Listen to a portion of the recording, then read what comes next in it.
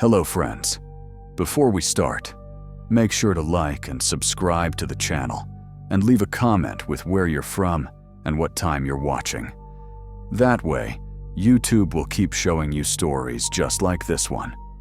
Now, let's begin.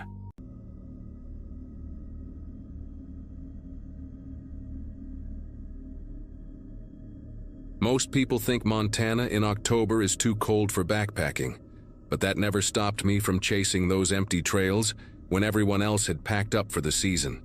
At 32, after spending 6 years guiding tours through Yellowstone, solitude had become my drug of choice. The day everything went sideways started like any other autumn trek. Me, my worn-out Osprey pack, and 40 miles of wilderness between me and the nearest paved road. The Absaroka Beartooth Wilderness stretched out like a massive graveyard of pine and granite, completely deserted except for the animals preparing for winter. My plan seemed bulletproof. 3 days following Slough Creek up to the plateau, photographing the fall colors and maybe spotting some elk before the heavy snows hit.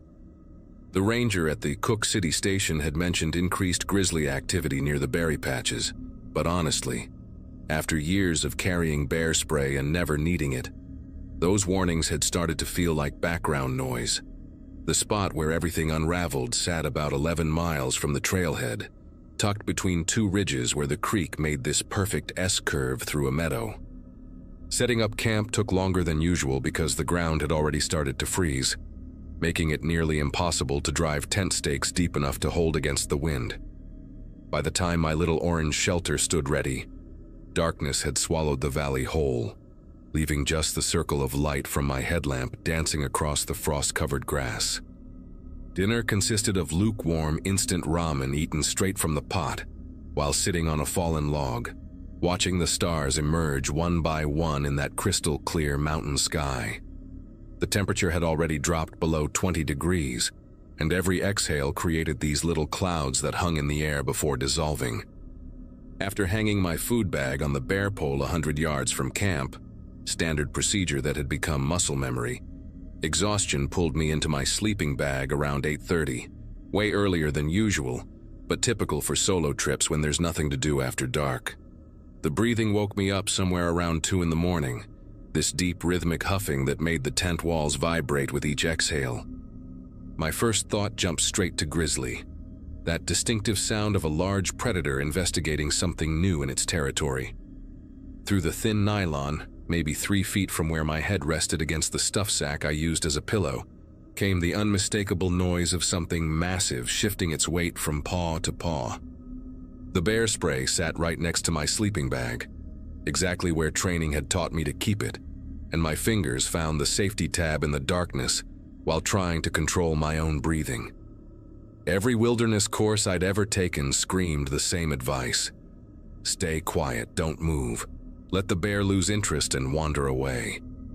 Bears investigating tents usually just wanted to satisfy their curiosity before moving on to find actual food. But this one started circling, and each footfall sent vibrations through the frozen ground that I could feel in my chest. Then came the pawing, gentle at first, like a dog scratching at a door, testing the strange orange fabric that had appeared in its territory. The tent pole near my feet bent inward as the animal pressed against it, and I could hear claws catching on the rainfly, creating these tiny ripping sounds that made my teeth clench. My headlamp lay within reach, but turning it on would only confirm my presence inside what probably looked like a giant piece of exotic fruit to a hungry bear preparing for hibernation. The circling continued, methodical and patient, occasionally punctuated by these low grunts that sounded almost conversational, like the bear was talking to itself while solving a puzzle. When it pressed its nose against the tent wall near my torso, leaving a wet mark that gleamed in the starlight filtering through the fabric, every instinct screamed at me to run. But running meant unzipping the tent, which would take precious seconds, and stepping directly into the path of an animal that could cover 30 yards faster than I could blink. The moment arrived when the bear hooked its claws through the mesh window near the door and pulled, tearing a 6-inch gash that let in a rush of freezing air, along with the overwhelming smell of wet fur and rotting meat. That smell.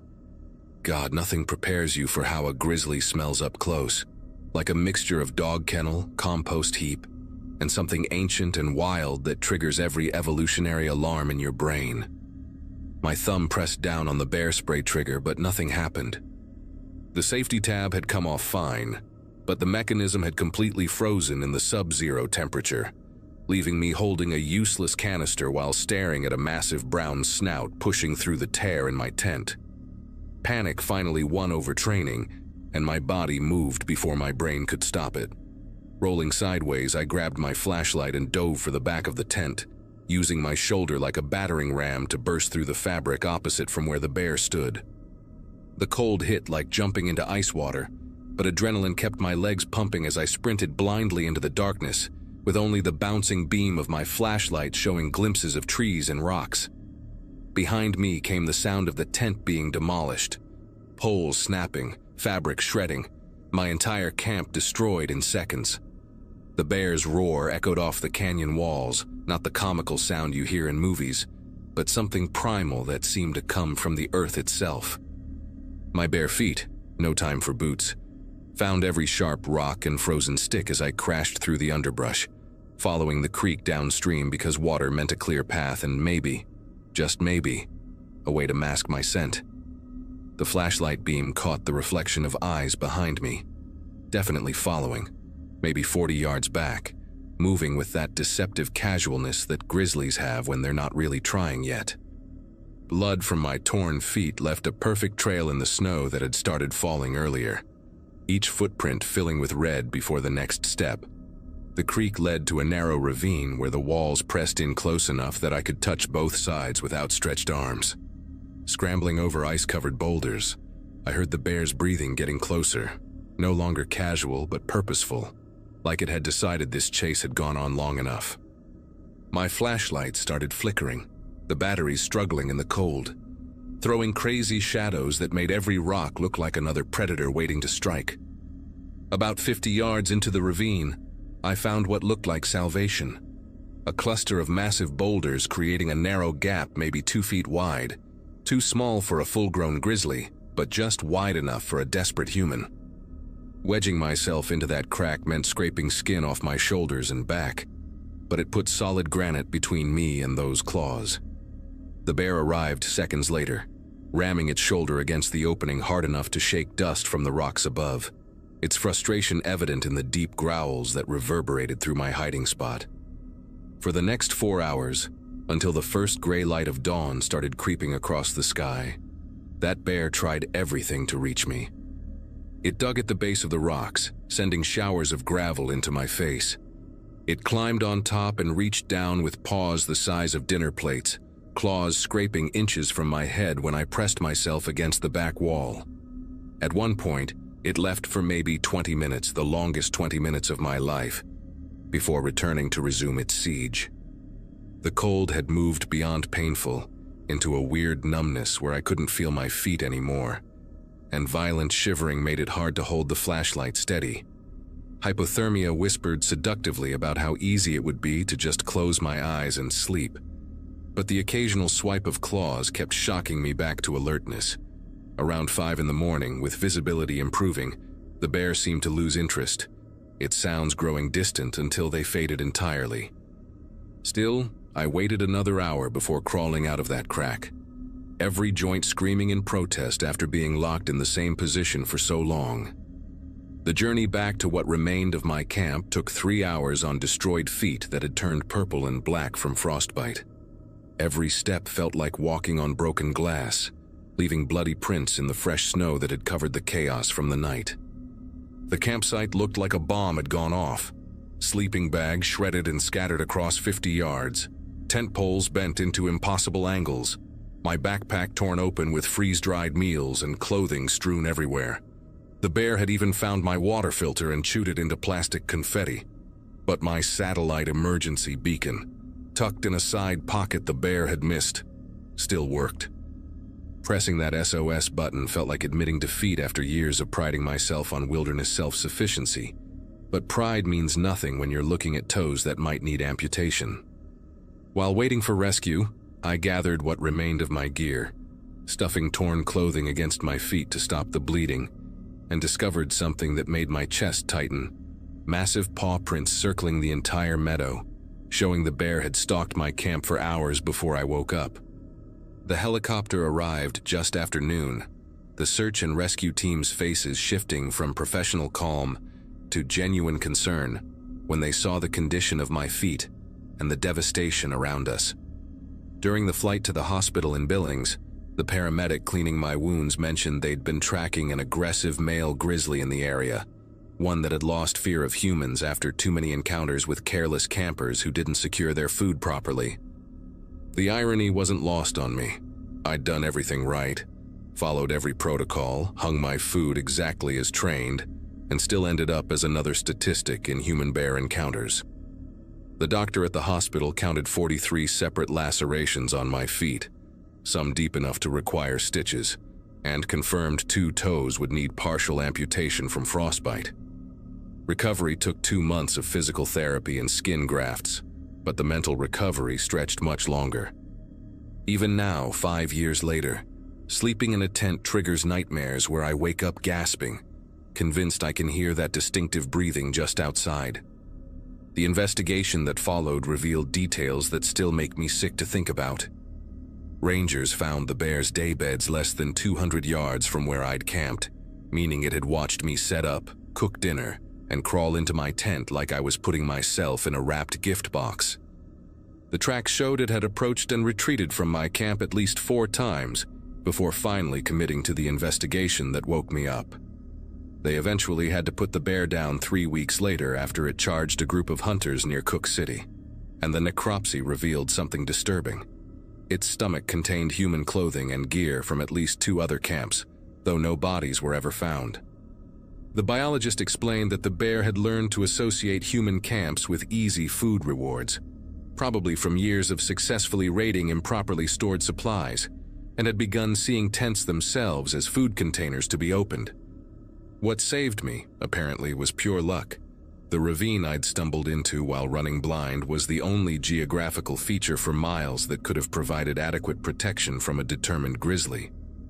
These days, I still guide tours through Yellowstone, but something fundamental has changed in how I move through wild spaces.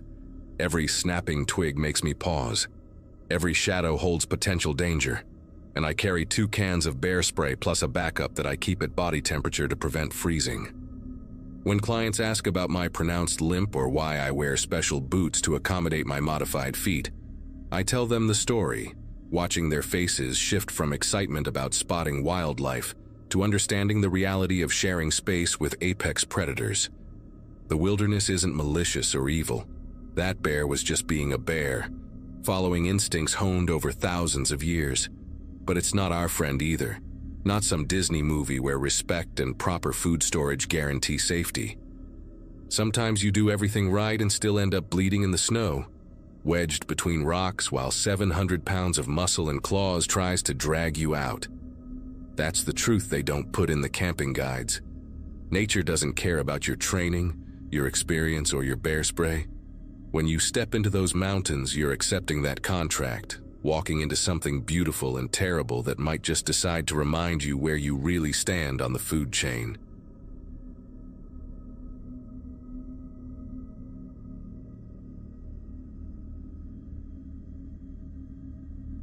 College was kicking my ass that November, and when my roommate Jason suggested we skip our Friday classes for a hiking trip up near the Cascade foothills, I jumped at the chance. 22 and stressed about finals, I needed to clear my head more than I needed another lecture on European history. We packed his beat-up Ford Ranger with camping gear we had no intention of using, grabbed some energy bars and bottled water from the campus store, and headed out around dawn. The drive took us 3 hours north through small logging towns where the diners still had wood paneling, and the gas stations only had 2 pumps. Jason kept playing the same indie rock playlist he'd been obsessed with since sophomore year, while I watched the city disappear into Douglas firs and mountain ash. The parking area we picked was just a wide spot where the forestry road turned to gravel. Maybe room for 4 or 5 cars, though ours was the only one there when we pulled in around 9 that morning. The trail started behind a wooden sign so weathered you could barely make out the carved letters announcing Ridgeline Trail Number 7. Jason grabbed his backpack while I tied my bootlaces tighter and pulled on the fleece jacket my mom had sent me the previous month. The path was narrow, covered in pine needles that had turned bronze and slippery from the recent rain, and it switched back through trees so thick that even though the sun was out, everything stayed dim and cold underneath the canopy. We'd been walking for maybe 40 minutes, Jason telling me about this girl from his economics class who kept texting him at 2 in the morning, when we came around a cluster of moss-covered boulders and saw something white fluttering against a huge cedar tree about 20 feet ahead. At first I thought it was trash, maybe toilet paper some asshole hiker had left behind. But as we got closer I could see it was a paper mask, one of those cheap Halloween ones you'd buy at a dollar store, pinned to the bark with what looked like a hunting knife. The mask had eye holes cut out, and a creepy smile drawn on with black marker, and underneath it, stabbed through the same knife, was a folded piece of notebook paper. Jason reached for the note before I could tell him maybe we shouldn't touch it, pulling the paper free, while the knife stayed embedded in the tree trunk. He unfolded it, and we both leaned in to read the message written in the same black marker as the smile on the mask. "Welcome to the game. Take the mask and find the next one, 50 paces north where the fallen oak makes a bridge. Your time starts now." Jason actually laughed, that nervous kind of laugh he did during horror movies when he was pretending not to be scared, and said it was probably some geocaching thing or maybe a scavenger hunt the local college kids set up. The competitive side of him that made him insufferable during board game nights was already kicking in, and before I could suggest we just leave it alone, he'd yanked the knife out of the tree, grabbed the mask, and started counting paces north. I followed because what else was I going to do? Leave him alone out there? But something about the whole setup made my chest feel tight in a way that had nothing to do with the altitude or the hiking. Sure enough, 50 paces through the underbrush brought us to a massive oak tree that must have fallen during a storm years ago, its trunk spanning across a small ravine like nature's own bridge. There on the other side, tied to a branch with orange surveyor's tape, was another paper mask, this one with triangular eyes and a frown drawn in red ink. The note attached to this one said, "Good job. You're learning fast. Next mask is at the clearing where 3 trails meet. Follow the deer path behind the big stump." Jason was getting into it now, putting the first mask in his backpack and reaching across the log to grab the second one, talking about how elaborate this whole thing was and wondering what the prize might be at the end. But when I looked around the forest, trying to spot this deer path the note mentioned, I noticed something that made every muscle in my body go rigid. About 30 yards to our left, partially hidden behind a cluster of young hemlocks, someone in camouflage gear was standing perfectly still, watching us. I grabbed Jason's arm hard enough to make him drop the second mask, and when he started to complain, I just pointed with my chin toward where the person was standing. The figure didn't move when we looked directly at them, didn't wave or call out, or do anything normal people do when they're spotted on a trail. Just stayed there like a statue wearing full hunting camo, including one of those face masks that covers everything except the eyes. Jason whispered that it was probably just a hunter, maybe bow season or something. But hunters don't just stand there staring at people, and this person wasn't carrying any visible weapon, just standing with their arms at their sides in a way that seemed completely unnatural. We both stood there for what felt like forever, but was probably only 10 or 15 seconds before Jason loudly said, "Hey there," and gave a wave that the figure didn't return. That's when I noticed the smell, this thick metallic scent that cut through the normal forest smells of dirt and rotting leaves, and I realized it was coming from somewhere past the fallen oak tree, from the direction the game wanted us to go. Jason must have smelled it too because his whole demeanor changed, that cocky attitude draining away as he took a step backward, nearly slipping on the wet leaves.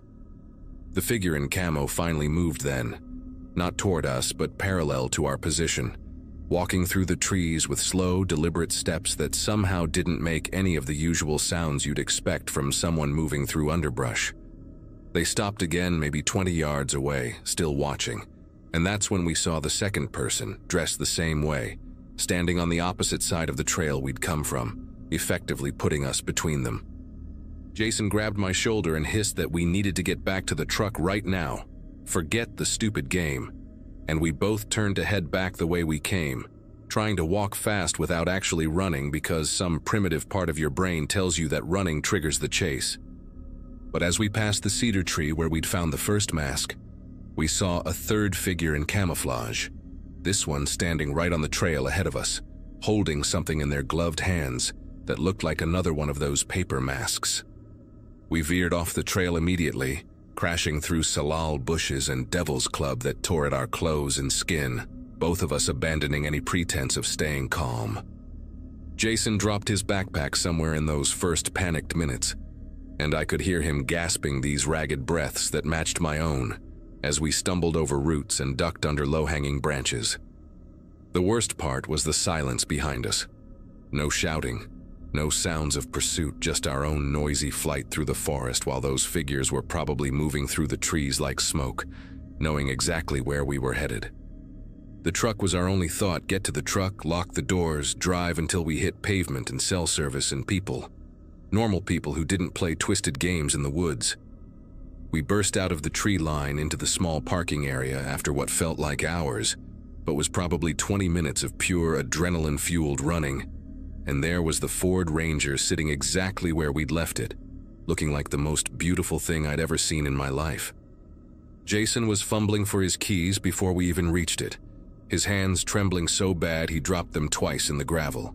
But when we got within 10 feet of the truck, we both stopped dead because the ground around it was covered in footprints, dozens and dozens of boot prints in the soft dirt circling the vehicle over and over again, like someone had been walking rounds while we were gone. The prints went around at least 7 or 8 times, maybe more, and in some places you could see where whoever it was had stopped and stood still. The impressions deeper there, like they'd been waiting, watching the trail to see when we'd come back. Jason made this sound. Not quite a sob, but close, and practically dove for the driver's side door, jamming the key in the lock so hard I thought he might break it. The doors weren't damaged. The windows were intact. Nothing seemed touched except for those prints and one other thing. Tucked under the windshield wiper was another paper mask. This one with hollow black circles for eyes and no mouth at all. Just smooth white paper where a mouth should be. And written across the forehead in that same black marker were the words, "You didn't finish the game." Jason ripped the mask off the windshield and threw it on the ground. Then we both jumped in the truck and locked the doors so fast the sound echoed off the trees. He turned the key and for one horrible second the engine just clicked. That dead battery sound that makes your soul leave your body. But then it roared to life on the second try and we were moving. Gravel spraying everywhere as Jason reversed too fast and nearly hit a tree. As we spun around to face the exit, all 3 figures emerged from the forest edge at different points, standing in that same unnatural stillness, watching us leave. One of them raised their hand, not in a wave but holding it up like they were showing us something, and even from inside the truck I could see it was another folded piece of paper. Jason floored it down the forestry road, taking the turns way too fast. The truck fishtailing on the loose gravel while I kept looking back expecting to see vehicles following us. But there was nothing, just empty road and dust. We didn't stop or slow down until we hit the main highway 40 minutes later. And even then Jason kept checking the mirrors obsessively, while I called 911 on my finally working phone.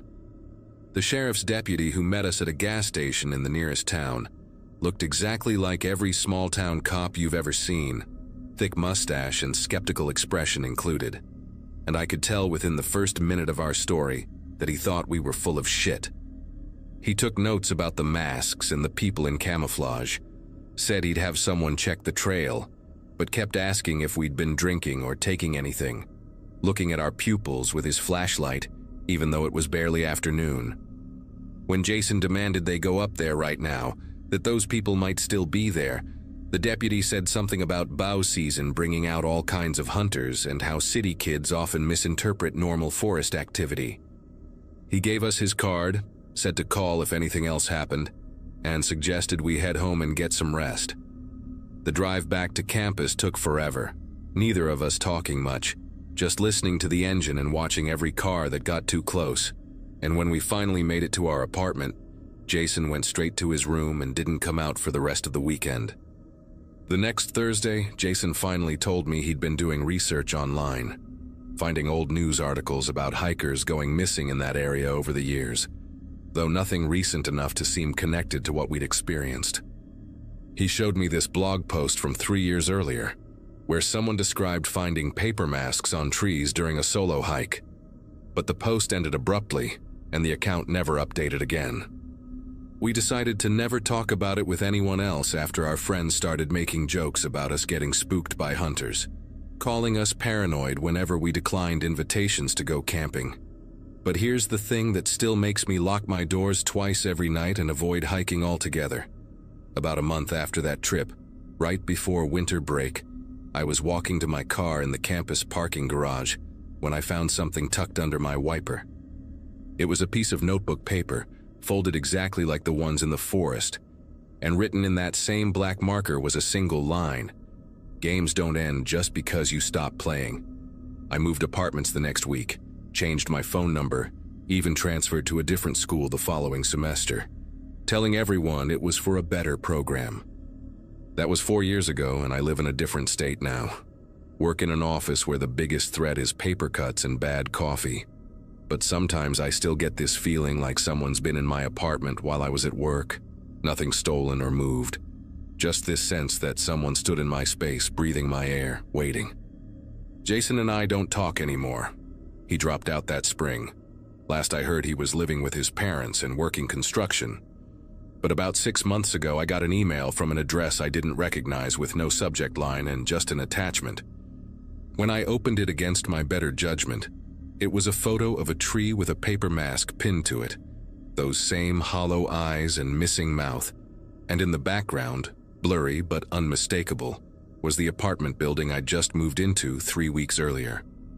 I went to the police, but what could I say that didn't sound insane? And what crime had actually been committed anyway?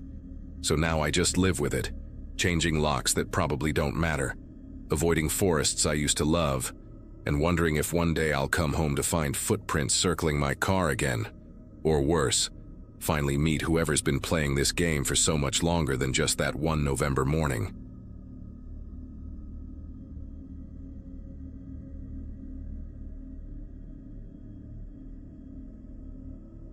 The mountains of Colorado had been calling me for years, ever since I'd moved there after college. That morning in early February, I woke up in my small apartment in Boulder, checking the weather reports one more time before heading out. A storm system was moving in from the west, but the forecasters said it wouldn't hit until late evening. Plenty of time for me to summit Gray's Peak and get back down. My brother Kevin had texted me the night before, worried about me going solo again, but I'd done this route at least a dozen times in various conditions.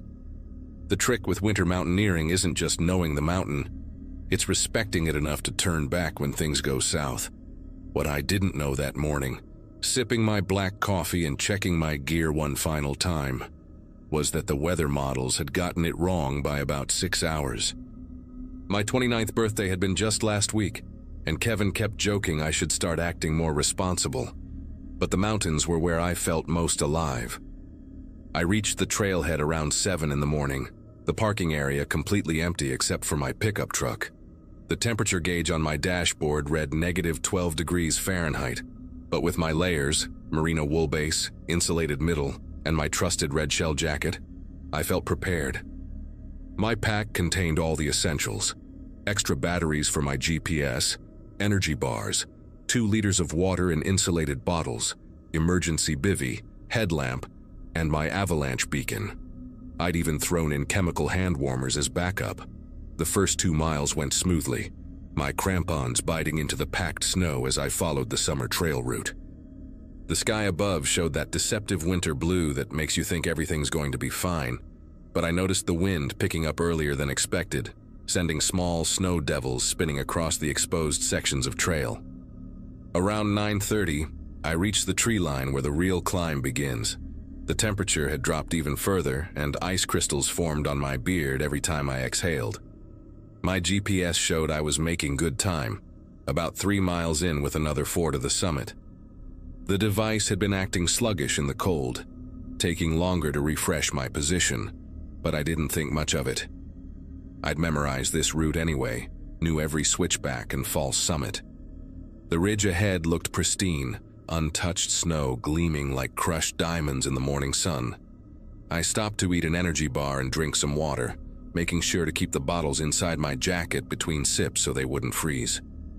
That's when I noticed the clouds building on the western horizon, dark and heavy, moving faster than they should have been. The weather apps on my phone still showed the storm arriving around 8 that evening, but those clouds told a different story. By the time I reached the final approach to the summit ridge, around 11, the sky had transformed completely. What had been crystal blue was now a threatening gray, and the wind had gone from annoying to genuinely concerning, gusting hard enough to knock me sideways if I wasn't careful. My GPS screen flickered once, twice, then went completely black. The cold had killed it, despite the extra batteries warming in my chest pocket. I pulled out my phone to use as backup navigation, but the battery indicator showed only 15%. The cold was draining it faster than I'd ever seen. I managed to send one quick message to Kevin, almost at the summit. The message showed delivered just before the screen went dark. No GPS, no phone, and those clouds were moving in like a wall of static on an old television, eating up the valley below me. I could maybe make the summit in 30 minutes, but getting down would take at least 3 hours in good conditions, and these weren't going to be good conditions much longer. The smart move would have been to turn around right then, use the remaining visibility to get below tree line before the storm hit. But I kept thinking about that message to Kevin, almost at the summit, and how close I actually was. Pride is a dangerous thing on a mountain. I decided to push for the summit, telling myself I'd just tag it quickly and head straight back down. The wind was howling now, probably 40 miles per hour with stronger gusts, and the first snowflakes started hitting my goggles like tiny needles. Within 10 minutes, those few flakes had become a complete whiteout. I couldn't see more than 15 feet in any direction, and the wind-driven snow had already started filling in my tracks from the way up. The summit cairn appeared suddenly out of the white void, just a pile of frozen rocks that meant nothing now except that I'd made it. No celebration, no photos, just the immediate realization that I'd made a potentially fatal mistake. The descent started bad and got worse fast. Without GPS, I had to rely on terrain features to navigate. But in a whiteout, every snow-covered rock looks the same. I knew I needed to follow the ridge northeast for about a quarter mile before turning down the eastern face. But after 5 minutes of walking, I had no idea if I'd gone 50 feet or 500. The wind was so loud I couldn't even hear my own breathing, just this constant roar that seemed to come from everywhere at once. My goggles kept fogging and freezing over, forcing me to clear them every few steps.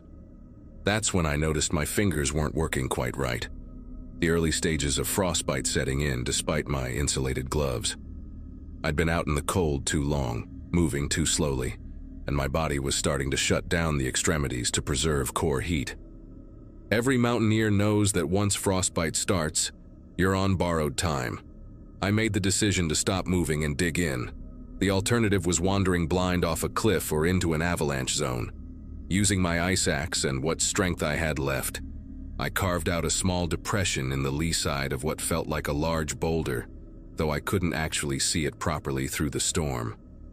The emergency bivy sack from my pack took 3 tries to open with my fumbling fingers, and getting inside it while wearing crampons in that wind was like trying to fold myself into an envelope during a hurricane.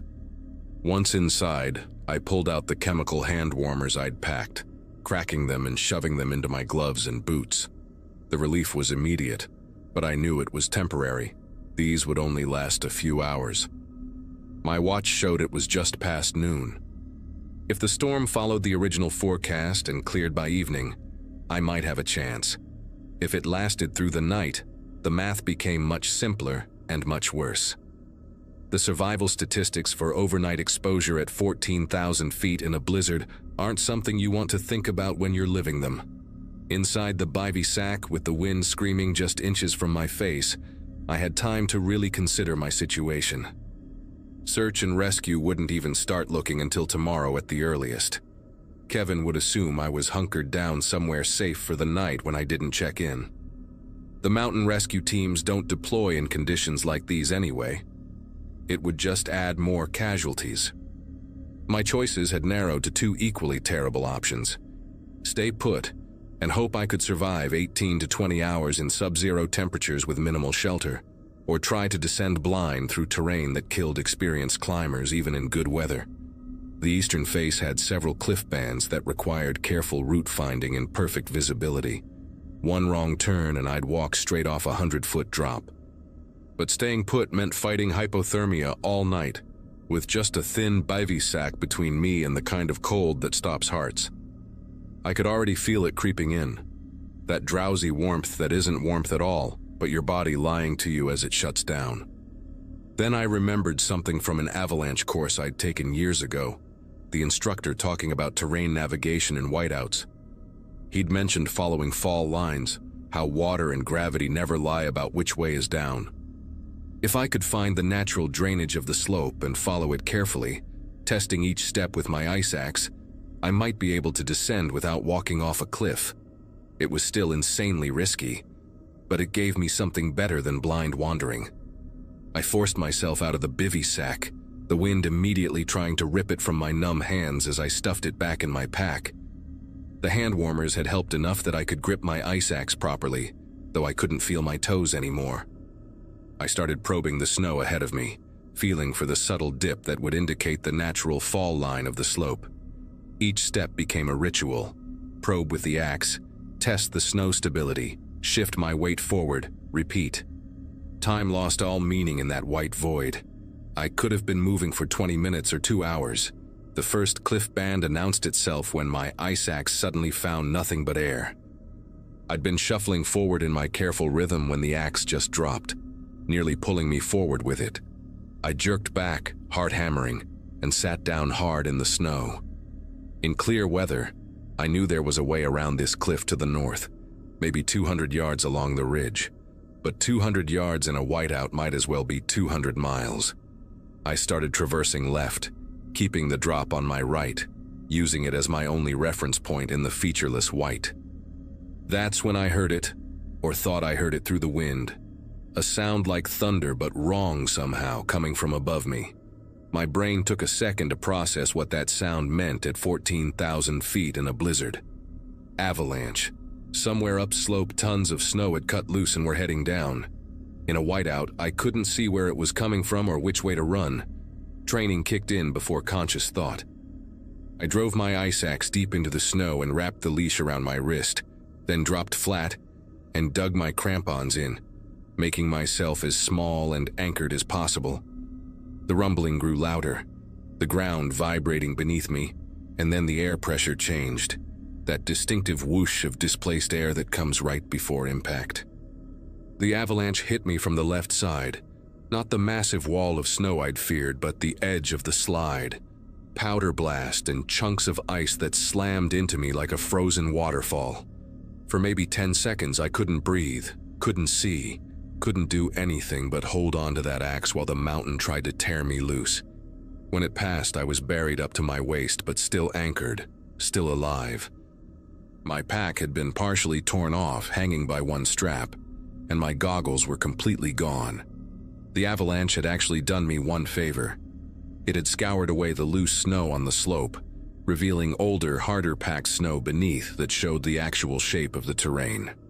Through the still driving snow, I could make out darker shapes that had to be rock outcroppings, giving me reference points for the first time in hours. The rest of the descent became a blur of controlled terror and small victories. Using those exposed rocks as guides, I managed to navigate around 2 more cliff bands, though the second one required a horrible traverse across a 45-degree slope that creaked ominously under my weight. My feet had gone from numb to burning, paradoxically a good sign that blood flow was returning, though I knew I'd lose at least a few toes to frostbite. Around 3 in the afternoon, according to my watch, I literally stumbled into the tree line. The sudden appearance of a gnarled pine tree making me cry with relief inside my frozen face mask. The trees meant I was below 12,000 feet, out of the death zone, though still far from safe. The storm continued for another 4 hours as I picked my way down through the forest, following the drainage that I knew eventually led to the trail. By the time I reached my truck, it was dark, my headlamp barely penetrating the still falling snow. The engine took 3 tries to start, and I had to scrape ice from the inside of the windshield before I could drive. My fingers were too damaged to work my phone, so I drove straight to the emergency room in Georgetown, stumbling through the doors looking like something from a horror movie. Ice-covered, bloodshot eyes, and unable to speak clearly through my swollen, frostbitten lips. The final tally from that day: I lost 3 toes on my left foot and 2 on my right to frostbite, along with the tip of my ring finger. The doctor said I was lucky. Another hour out there, and I would have lost both feet entirely, if not my life. Kevin drove down from Denver that night, and I'll never forget the look on his face when he walked into that hospital room, this mixture of relief and fury that only a sibling can manage. He didn't say, "I told you so," but he didn't have to. The storm ended up lasting 36 hours, dumping 4 feet of snow, and claiming the lives of 2 other climbers on different peaks that same day. The search and rescue coordinator who visited me later said they wouldn't have even started looking for me until day 3, and by then they would have been looking for a body. What haunts me most isn't the pain or the permanent damage to my feet that ended my serious climbing days. It's the knowledge that every single decision I made that day was wrong, that my experience and confidence had become arrogance, and that the mountain had given me a lesson I barely survived learning. I still live in Colorado, still look at those peaks every morning from my apartment window, but I don't climb anymore. Not like before. Sometimes I take easy summer hikes on well-marked trails, always with a group, always turning back at the first sign of weather. People ask if I miss it, the real mountaineering, the challenge of winter ascents. The truth is, I do miss it every single day, but I also remember the taste of my own mortality in that blizzard, the way my body betrayed me in the cold, and the terrible randomness of surviving when others didn't. The mountains are still beautiful, still calling, but now I know what that call really is. Not an invitation, but a warning. My frostbite scars ache when the temperature drops, a permanent reminder written in damaged nerve endings and missing flesh. Some lessons you carry in your mind, others you carry in your body. This one, I carry in both.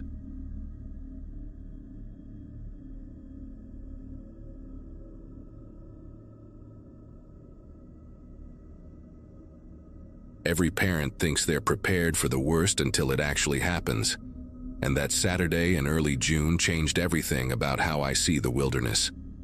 My accounting firm in Eugene had given me a long weekend off, and I'd been taking groups into the Oregon backcountry since my college days as a wilderness guide, which meant I knew these trails better than most people know their own neighborhoods. My son Nathan had just turned 14 that spring, and he'd been begging me to take him and his buddies on a real backpacking trip, not just the day hikes we usually did around town. The boys had finished 8th grade the week before, and this was supposed to be their celebration before high school started in the fall. Nathan's friends, Bradley and Josh, were good kids I'd known since they were in elementary school together, both from families who trusted me enough to sign the permission slips without asking too many questions about the overnight camping part. We'd chosen a section of trail in the Cascade Range that I knew inside out, a moderate 15-mile loop that would challenge the boys without putting them in any real danger. Bradley was the joker of the group, constantly making the other 2 laugh with impressions of their teachers and ridiculous commentary about everything we passed on the trail, while Josh was quieter, more observant, always pointing out interesting plants or rock formations and asking me questions about the ecosystem. Nathan fell somewhere in between his friends, trying to act mature and responsible since his dad was there, but still breaking into giggles whenever Bradley did something particularly absurd. The weather forecast had been perfect, clear skies and temperatures in the low 70s. and we'd made good time that morning, covering about 6 miles before stopping for lunch near a creek crossing around noon. The boys were in high spirits talking about their plans for summer, the girls they had crushes on, and arguing about which video game they'd play first when they got home Sunday night. The creek where we stopped was running higher than usual from the late spring snowmelt, crystal clear water rushing over smooth granite rocks that had been polished by centuries of flow. Josh had finished his sandwich first and was already crouched by the water's edge, filling his bottle, while Bradley tried to balance on a fallen log that stretched halfway across the stream. Nathan was helping me collect the trash from lunch, stuffing granola bar wrappers into the designated garbage bag we'd pack out, when Bradley announced he needed to refill his water bottle too. All 3 boys had those fancy filtered bottles their parents had bought specifically for this trip, the kind that could supposedly clean any water source, though I'd still insisted we stick to running streams just to be safe. The sound of the creek was loud enough that we had to raise our voices slightly to talk, which is probably why none of us noticed exactly when Josh stood up from the water's edge and walked back toward the trees. Bradley was still messing around on his log, pretending to be a tightrope walker and making Nathan laugh, when I did a quick head count and came up 1 short. The space where Josh had been crouching by the creek was empty, just his water bottle cap sitting on a rock where he'd left it. My first thought was that he'd gone behind a tree to take a leak, which was perfectly normal, so I called out his name in that casual way parents do when they're not really worried yet. No answer came back, just the constant rush of water over rocks and Bradley asking what was wrong. Nathan immediately picked up on the change in my voice and started scanning the tree line, while Bradley hopped off his log and jogged over to where Josh had been. The forest around us was thick with Douglas firs and hemlocks, their trunks creating a maze of shadows even in the midday sun, but visibility was still decent for about 30 yards in most directions. The next 10 minutes shifted from mild concern to genuine worry as we spread out in different directions, calling Josh's name with increasing volume and urgency. Bradley found the first tracks about 20 feet from where Josh had been filling his water bottle, clear boot prints in the soft dirt heading back toward the main trail we'd come from. The prints were definitely Josh's, matching the distinctive waffle pattern of his new hiking boots that his mom had bought him specifically for this trip. We followed them together, the 3 of us moving quickly but carefully, expecting to find Josh around every bend, maybe sitting on a rock checking his phone or taking pictures of something interesting he'd spotted. But the tracks kept going, weaving between trees in an oddly purposeful way, like he'd been following something or someone, though we hadn't seen another soul on the trail all morning. About 200 yards from the creek, right where the trail curved around a massive boulder covered in moss, the footprints simply stopped, as if Josh had been lifted straight up into the air. Nathan was the first to start genuinely panicking, his voice cracking as he called out for Josh over and over, while Bradley kept insisting this had to be some elaborate prank, that Josh was probably hiding behind a tree waiting to jump out and scare us. But I knew Josh wasn't that kind of kid, never had been in all the years I'd known him, and the way those tracks just ended made every hair on my arm stand straight up. I pulled out my phone to check for signal, knowing it was unlikely but hoping maybe I could call for help. But the screen showed exactly what I expected. No service, not even a single bar. The GPS on my phone was acting strange too, showing our location jumping around erratically, placing us sometimes miles away from where we actually stood. My old compass, the one my father had given me 20 years ago when I first started hiking, was spinning lazily in circles when I pulled it from my pack, the needle refusing to settle on magnetic north or any direction at all. The afternoon sun was already starting to angle through the trees when I made the decision to search in a grid pattern, keeping Nathan and Bradley within sight at all times while we methodically covered the area around where the tracks disappeared. Every few minutes I'd blow the emergency whistle attached to my pack, 3 short bursts followed by 3 long ones, the universal distress signal I'd taught all 3 boys at the start of our hike. Bradley had gone quiet, no more jokes or attempts to lighten the mood, just mechanically calling Josh's name every 30 seconds, like some kind of broken recording.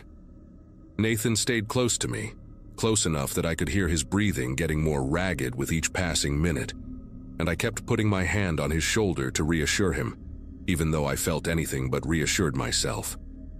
We must have covered every square foot of forest within a quarter-mile radius, checking behind fallen logs, inside the hollow base of an old-growth cedar, even looking up into the canopy in case Josh had somehow decided to climb a tree, though that made no logical sense whatsoever.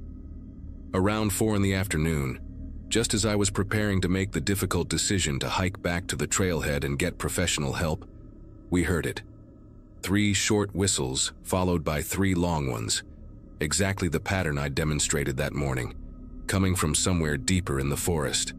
Nathan grabbed my arm hard enough to leave marks, his eyes wide with hope and terror mixed together, while Bradley started shouting Josh's name so loudly that his voice cracked and went hoarse.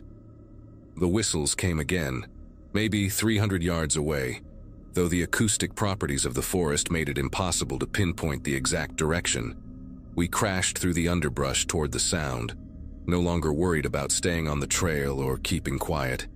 Branches scratching our arms and faces as we pushed through sections of thick salal and rhododendron.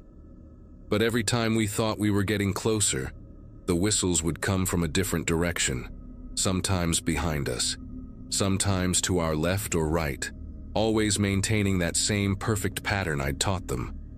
3 short, 3 long, 3 short. Darkness came faster than it should have in early June.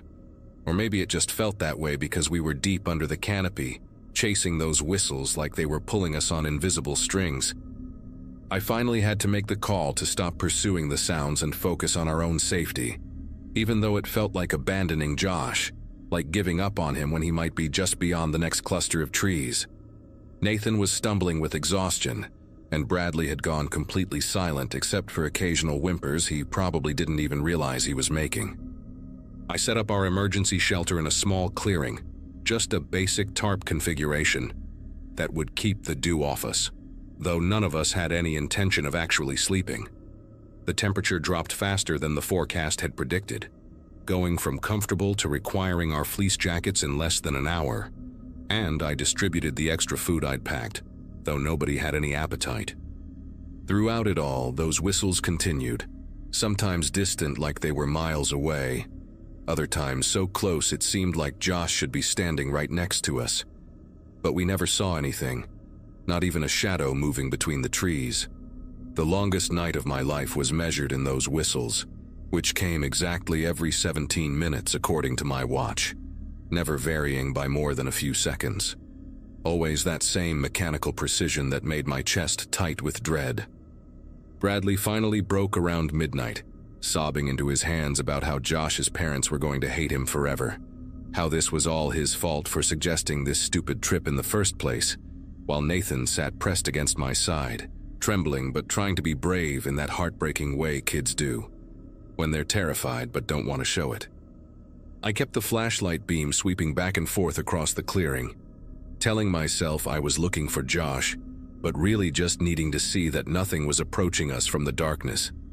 Sometime around 3 in the morning, the whistle stopped mid-pattern, cutting off after just 2 short blasts, and the silence that followed was somehow worse than the sounds had been, like the forest itself was holding its breath, waiting for something to happen. First light came as a relief so intense I actually felt my muscles unclench for the first time in hours, and I immediately started breaking down our makeshift camp while the boys sat huddled together, neither of them speaking or meeting my eyes. The hike back to the trailhead took less than 2 hours, though it felt like days, with both boys practically jogging despite their exhaustion, desperate to get back to civilization and away from those woods. My truck was still the only vehicle in the small gravel parking area, covered in pine needles and morning dew, like it had been there for weeks instead of just one night. I drove straight to the ranger station in town, not even stopping when Bradley threw up out the window halfway there, my hands gripping the steering wheel so hard my knuckles went white.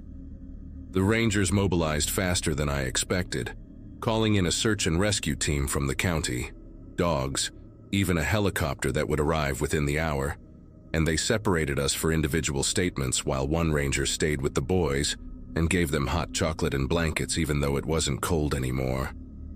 The lead ranger, a woman named Teresa who'd probably seen more lost hikers than she could count, pulled me aside after the search teams had deployed and showed me something on her computer that made my whole body go numb.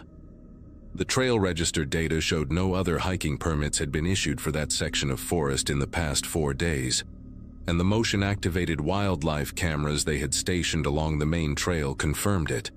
Nobody else had entered or exited that area except our group.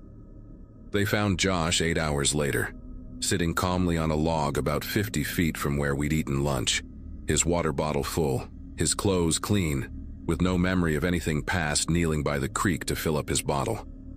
The medical evaluation found nothing wrong with him physically or mentally, just a blank gap where the last 20 hours should have been, and when they asked him about the whistles, he looked confused and said he didn't know the emergency signal because he'd been tying his bootlace when I demonstrated it that morning, which his parents confirmed was exactly the kind of thing Josh would do, always distracted at crucial moments.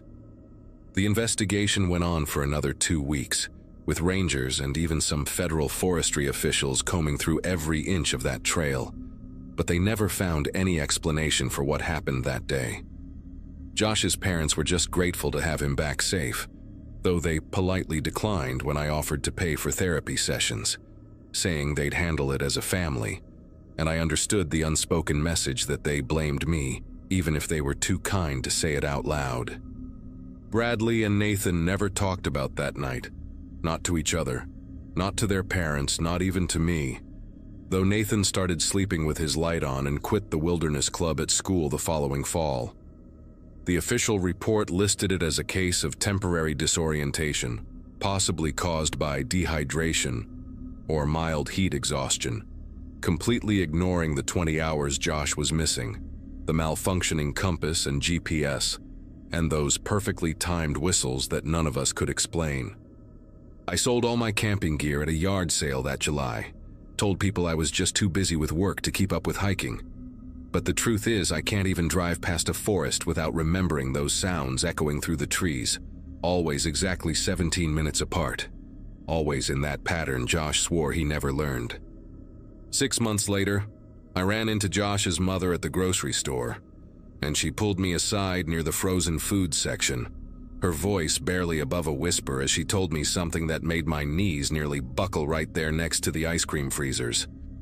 Josh had started whistling in his sleep about a month after the incident, the exact same pattern we'd heard in the woods, and when she tried to wake him during these episodes, he'd sit up with his eyes wide open but completely unfocused, continuing to whistle for exactly 17 minutes before lying back down with no memory of it in the morning. She'd taken him to specialists in Portland, even a neurologist at the university hospital, but every test came back normal, no sign of trauma or abnormality in his brain. Just a 13-year-old kid who sometimes whistled a distress signal he insisted he'd never learned. They moved to California that winter, something about a job opportunity for Josh's father. But I knew the real reason, the same reason I'd started looking at accounting jobs in other states, far from any mountains or forests. The last thing she said to me before hurrying away with her cart was that Josh had stopped the whistling after they'd crossed the state line, just stopped completely, like whatever had been causing it couldn't follow them that far. And I wanted to feel relieved for them, but all I could think about was Nathan, still living 3 blocks away from me, and whether distance really mattered to whatever we'd encountered out there in those woods.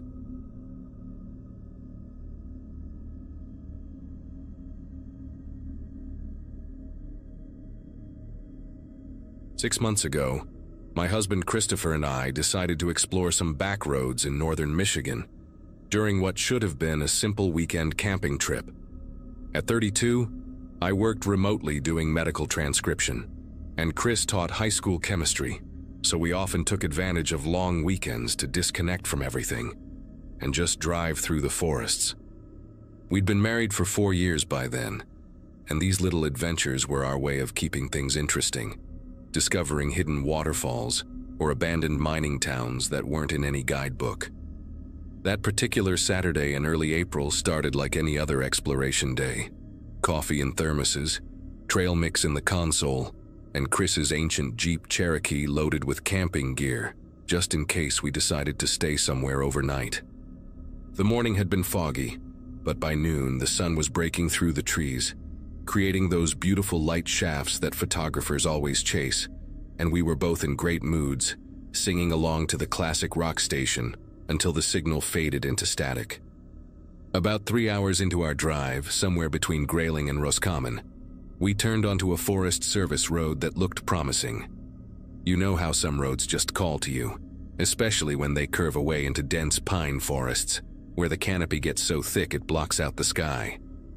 The gravel crunched under our tires as we drove deeper, passing the occasional hunting blind and a few rusted mailboxes marking driveways that disappeared into the woods, probably leading to old cabins or trailers where people went to disappear from the world.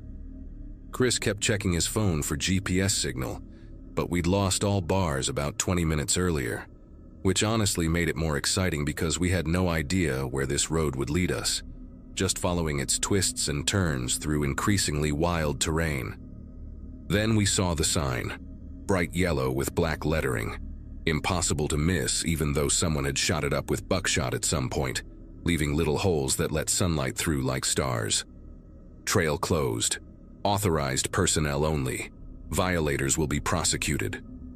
The road beyond it looked recently graded though, fresh tire tracks in the dirt, and Chris slowed the Jeep to a stop, drumming his fingers on the steering wheel the way he always did when he was thinking about doing something we probably shouldn't do. I remember the exact song that was playing through the static, Hotel California, and how Chris turned to me with that boyish grin that still made my heart skip even after all these years together, asking if I wanted to see what was so special that they needed to close the trail. The thing about Chris is that he could make anything sound reasonable, and besides, the tracks meant someone had been through recently, so how dangerous could it really be if maintenance crews or whoever were still using the road regularly? We drove past the sign slowly, both of us scanning the trees like we expected a ranger to jump out and give us a ticket. But there was nothing except more forest, and that freshly maintained road curving ahead through towering white pines that must have been there since before Michigan was even a state. After maybe 10 minutes of this increasingly narrow road, just when I was about to suggest we turn back because the trees were starting to press in so close that branches scraped the sides of the Jeep, we came around a sharp bend and saw it. A small wooden structure, maybe 12 by 15 feet, with a green metal roof and a single window glowing with warm yellow light, even though it was barely mid-afternoon. A white pickup truck, one of those government-looking ones with a light bar on top but no actual agency markings, was parked right outside, and the whole scene looked so normal, so mundane, that we both relaxed immediately, figuring we'd just stumbled onto some kind of forestry service outpost where they probably stored equipment, or did paperwork or whatever Forest Service people do in their little shacks in the middle of nowhere. Chris parked behind the truck and we sat there for a moment, debating whether to knock and maybe ask for directions back to the main road since we'd been wandering for hours, or just turn around and leave before anyone noticed we'd ignored the closed trail sign.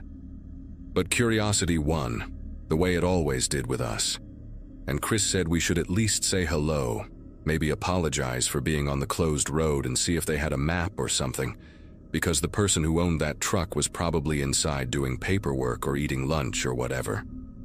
We got out and immediately noticed how quiet everything was. Not normal forest quiet, where you still hear birds and squirrels and wind through branches, but that complete absence of sound that makes your ears ring, like the whole forest was holding its breath. The door to the shack was one of those heavy wooden ones with iron hardware, painted Forest Service green but peeling in places to show weathered wood underneath. And Chris knocked 3 times, firm but friendly, calling out, "Hello? Sorry to bother you?" in that disarming teacher voice he used when trying to calm down agitated parents at school conferences. Nobody answered, but we could hear something inside. A low electrical hum like a generator or maybe a space heater, and underneath that, a rhythmic creaking sound, like someone rocking in an old chair or maybe just the building settling in the wind, except there wasn't any wind that day. Chris knocked again, louder this time, and when still nobody came to the door, he tried the handle, locked, which wasn't surprising. But then he noticed the window beside the door had its curtain partially pulled back, leaving a gap maybe 6 inches wide where warm light spilled out onto the wooden deck. He glanced at me with raised eyebrows, that universal spouse language for "should I?" And before I could really answer either way, he was already stepping over to peer through that gap, cupping his hands around his eyes to cut the glare from the afternoon sun. I watched his body language change in real time. First casual curiosity as he leaned forward, then a sudden stiffening of his shoulders, and finally this violent jerk backward, like someone had yanked him away from the window by his collar, his face going from its normal healthy pink to this awful gray color I'd only seen once before, when he'd gotten food poisoning from bad seafood on our honeymoon. "We need to leave," he said, and his voice came out all wrong, high and tight like someone was strangling him, and he grabbed my wrist hard enough to hurt, already pulling me toward the Jeep before I could even process what was happening. I tried to ask what he'd seen, but he just kept repeating, now, we need to leave now," under his breath like a prayer or a mantra, fumbling with the keys so badly he dropped them twice before managing to get the door open. His panic was contagious. I found myself running to the passenger side without understanding why, my heart hammering against my ribs as I jumped in and slammed the door, watching Chris jam the key into the ignition with trembling fingers. The Jeep roared to life and he threw it in reverse so fast the tires spun, spraying gravel against the underside. And I remember gripping the door handle so hard my knuckles went white as he executed the fastest 3-point turn I'd ever seen him do, the whole vehicle lurching and fishtailing as he got us turned around on that narrow road. We must have driven for 20 minutes in complete silence, except for the roar of the engine and the gravel pinging off the chassis.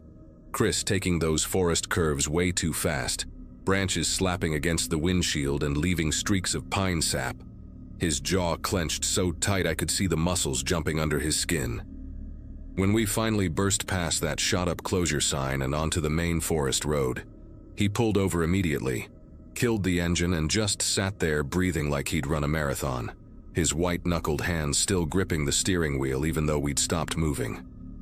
I touched his shoulder gently and he actually flinched. Chris, who'd never flinched at anything in all the years I'd known him, who'd pulled a neighbor's dog out of a frozen pond without hesitation, who'd faced down aggressive parents at school meetings without blinking.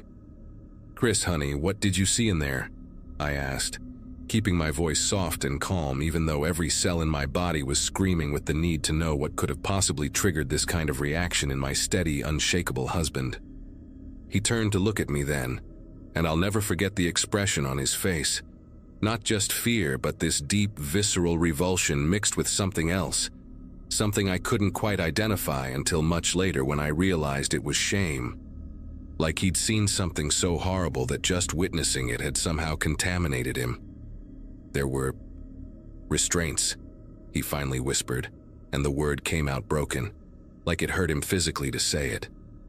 "Metal restraints bolted into the floor, 4 sets of them arranged in a circle around this drain like—" He stopped, swallowing hard, his Adam's apple bobbing in his throat.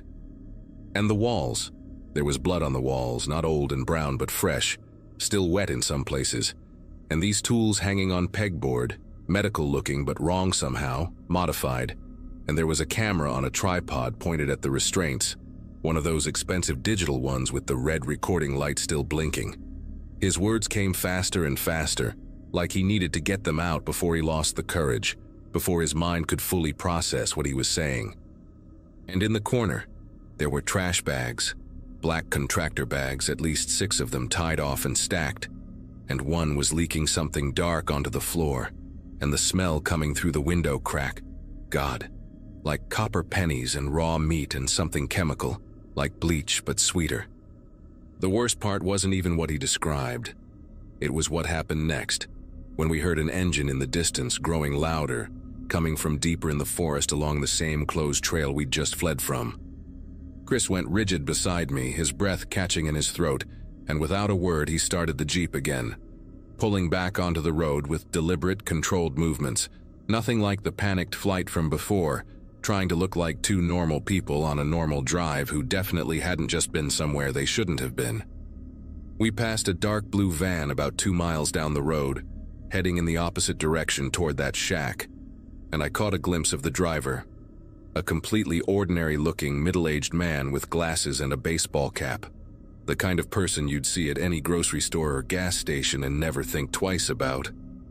Chris kept his eyes straight ahead, but I saw his hands tighten on the wheel as the van passed, and in my side mirror, I watched its brake lights flare red as it slowed, maybe just navigating the rough road, or maybe the driver was watching us too, memorizing our license plate, wondering if we were the reason the door to his shack would be standing slightly ajar when he arrived, the gravel disturbed where we'd parked. We drove straight home, 4 hours without stopping, not even for gas until we were at least 100 miles away from those woods. And when we finally pulled into our driveway in Sterling Heights, Chris went directly to his laptop and spent hours looking at missing persons reports from northern Michigan, his face getting paler with each article he read. He found 3 cases from the last 18 months, hikers who'd vanished without a trace from trails in that general area, their cars found at trailheads, no signs of struggle, just gone like they'd walked into the forest and dissolved into mist.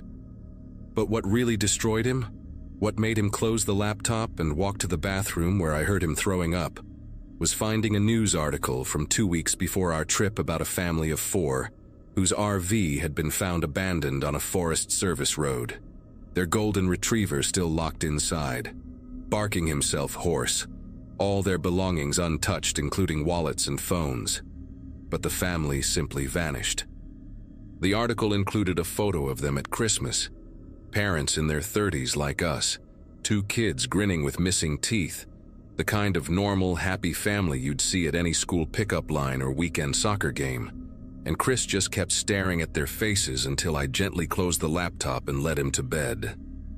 That was 6 months ago, and Chris still won't talk about it beyond what he told me that day in the Jeep, won't even acknowledge it happened most of the time. But I know he called in an anonymous tip to the state police from a payphone at a rest stop the next day, though nothing ever came of it that we heard about. Sometimes I catch him staring at nothing, and I know he's back there, looking through that window, seeing things that shouldn't exist in a civilized world. And the worst part is that we both know someone is still using that shack, that the man in the blue van went back there and found our tire tracks, maybe found where Chris's handprints disturbed the dust on the window. And somewhere out there is a person who knows that 2 people saw something they shouldn't have seen. We've talked about moving, starting fresh somewhere far from Michigan, but we both know it wouldn't matter. You can't unsee something like that, can't unknow that places like that exist, hidden in plain sight behind closure signs that most people respect, operating in the spaces where nobody thinks to look, where the forest swallows sound and abandoned roads lead to nightmares dressed up as maintenance shacks with their lights still on, waiting for curious couples who should have just kept driving.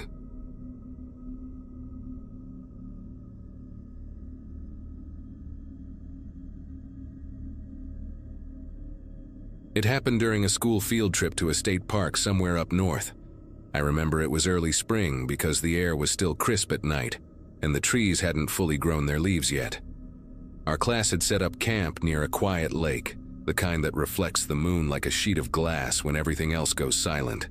I was 16 at the time, sharing a tent with my 2 closest friends, Eli and Marcus. The 3 of us weren't exactly the follow-the-rules type, so when lights out came, sneaking out felt more like a challenge than a bad idea. We waited until the teacher's flashlight stopped sweeping across the campground before unzipping the tent as quietly as we could. The night was darker than we expected. No city glow, no distant traffic, just the dense black of the woods and the faint rustle of wind against the branches. Eli had a cheap flashlight he'd brought from home, the kind that flickered if you tapped it too hard. I remember thinking how ridiculous it was that we were whispering when there was no one around to hear us, yet something about that silence made us instinctively quieter. The trail started behind the ranger's cabin, a narrow dirt path lined with old wooden signs that were impossible to read in the dark. We followed it anyway, passing by an old fire pit surrounded by half-buried beer cans and broken glass. At first it was exciting, the kind of thrill you get when you know you're breaking the rules but still feel untouchable. But the deeper we went, the less it felt like adventure and more like trespassing into somewhere that didn't want us. About 20 minutes in, Marcus's flashlight caught something ahead, a figure standing right in the middle of the path. At first, we thought it was one of the teachers who had caught us, but the way he stood there didn't make sense. He wasn't moving, not even shifting his weight, just standing, facing our direction, holding something in his right hand that gleamed when the light hit it. It looked like a long knife, maybe a hunting one. None of us said anything for a few seconds. The woods around us were dead quiet, except for the buzzing of insects and the soft hum of Eli's trembling breath. Eli whispered something about turning back, but before any of us could move, the man tilted his head slightly, like he was trying to get a better look at us through the dark. That small movement was enough to send a shock through me. He didn't say a word, didn't step forward, didn't even raise the knife. He just turned his head a bit more, and the reflection from our flashlight hit his face, pale, expressionless, and so still it looked almost painted on. We backed up slowly, trying not to crunch the leaves under our shoes, and when we finally turned around to head back toward camp, we realized the path behind us looked different, like the forest had shifted while we weren't paying attention. We walked faster, whispering to each other about where the trail markers were, trying to find the broken fire pit we'd passed earlier. The trees seemed denser now, their branches leaning over us like arms. Every so often, Eli would swing his flashlight back, and the beam would catch glimpses of something, a branch maybe, or just our own shadows. But then Marcus swore he saw movement. He shined his light behind us, and there he was again, standing a few yards away. Same posture, same knife hanging loosely at his side. He wasn't running or hiding. He was just there, watching the glow of our flashlights as if waiting for us to move again. At some point, Eli dropped his flashlight, and when it hit the ground, the light rolled and faced the trees on the left. That's when we saw a second figure, smaller, crouched near the base of a tree. We thought it was an animal at first, until it stood up straight. It was another person. The two of them were perfectly still, both facing us, and in that moment, I couldn't hear anything. No crickets, no wind, not even our own breathing. It was like the whole forest was holding its breath with us. Then, as if they'd agreed on it beforehand, both figures slowly stepped back into the darkness and disappeared. We didn't bother whispering anymore. We just ran. Branches scratched at our faces, roots caught our feet, and the air felt heavier with every step. None of us spoke until we finally saw the dull orange light from the campfire flickering through the trees. We stumbled back into camp, covered in mud, gasping for air, trying to convince ourselves we hadn't really seen what we thought we had. But even after we zipped the tent shut and turned off the flashlights, none of us could sleep.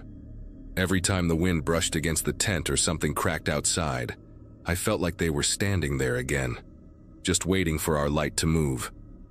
When morning came, it felt unreal, like the forest had swallowed what happened and decided to pretend nothing was wrong. The teachers scolded us for sneaking out, but honestly, I barely heard them. The daylight made everything look harmless. The trail seemed smaller, the trees ordinary. We tried to retrace our steps with the group later that day, but the path we took last night didn't even seem to exist anymore. There was no fire pit, no clearing, no sign of anyone standing there. Eli kept insisting we'd just gotten turned around, but Marcus and I knew exactly where we'd walked. You do not forget something like that. That night, I couldn't stop staring at the tree line beyond the tents. Every shadow felt like someone standing there, just outside the reach of the campfire. When the wind picked up, I swore I heard faint footsteps moving through the brush, slow and deliberate, circling the camp. I wanted to wake someone up, but the idea of unzipping the tent again made my chest tighten. I just lay there, staring at the fabric, waiting for the sound to stop. Eventually, exhaustion won, but my sleep was shallow and filled with strange dreams, pale faces between the trees, a blade catching moonlight, and voices whispering my name. The bus ride back home the next morning was quiet. None of us talked about what happened, not even when the teachers asked why we looked like we hadn't slept. It felt like if we said it out loud, we'd make it real again. A few weeks later, Marcus told me his dad had taken him back to the park to hike one weekend. He said the ranger they spoke to mentioned other visitors had reported strange figures on the trails at night, always standing still, never speaking. The ranger brushed it off as pranksters or hunters, but Marcus said the man looked uneasy when he said it, like he knew more than he was willing to admit. I haven't gone camping since. I still think about those two figures, the way they moved in perfect silence, how they only appeared when our flashlights were on them. Sometimes, when I can't sleep, I wonder what would have happened if we hadn't turned around that moment. If we'd kept walking or let our lights go out completely. Maybe they would have vanished. Or maybe they would have come closer. Either way, every time I walk near the woods at night and catch a reflection between the trees, I remember that night in the park, and I turn back before the light moves.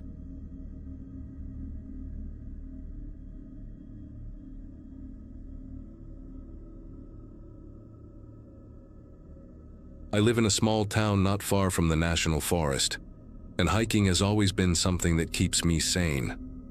My boyfriend and I had been exploring different trails every weekend that spring, trying to find quiet places away from the crowds. That morning, we picked a trail we had never tried before, one that led up to a scenic overlook people online described as breathtaking.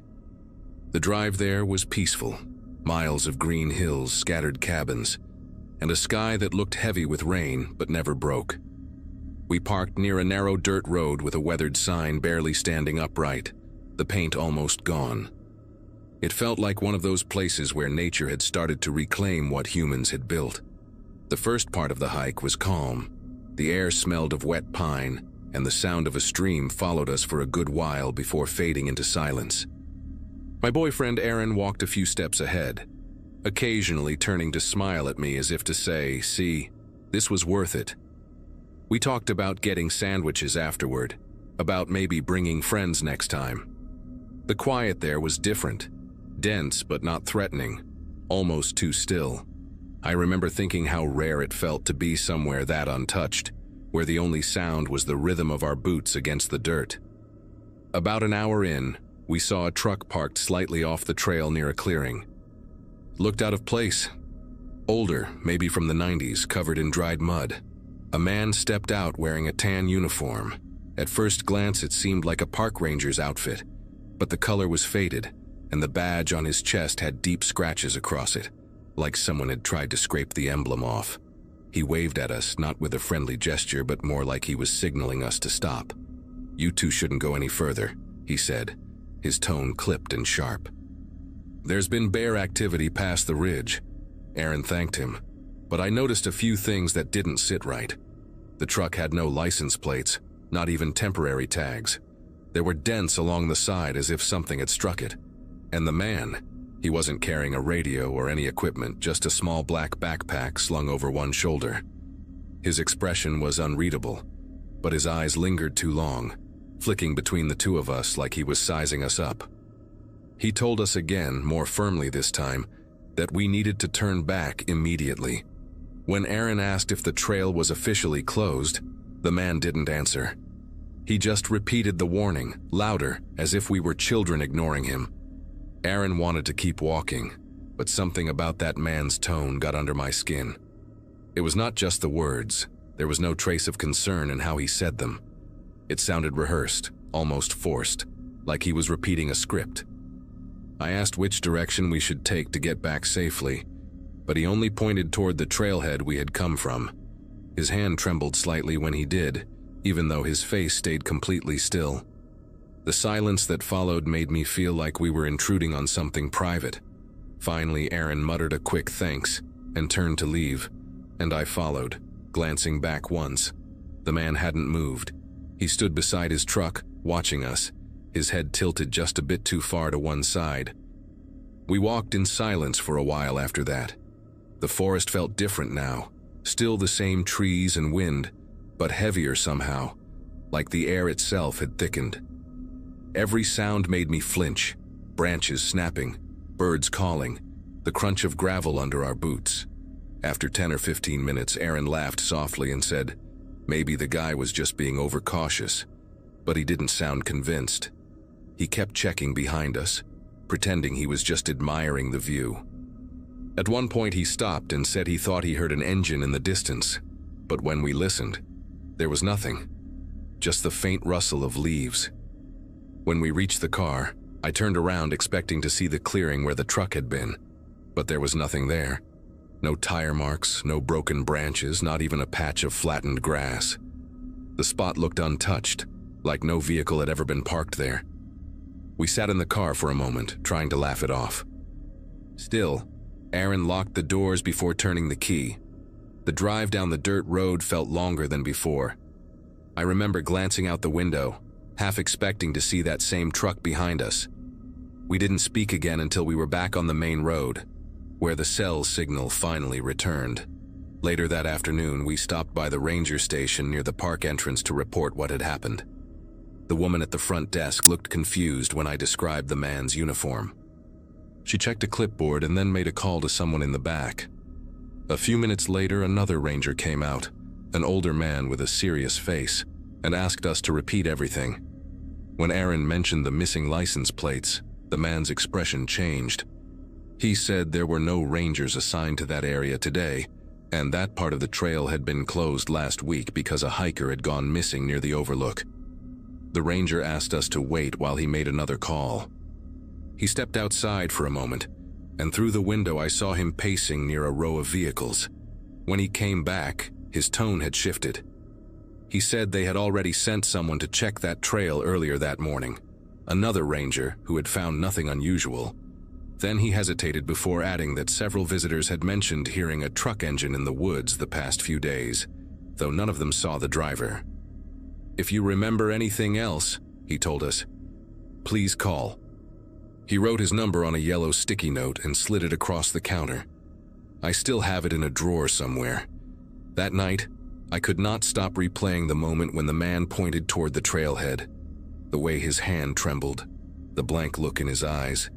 I tried to tell myself he might have been some volunteer or maybe someone pretending to help. But why the scratched badge?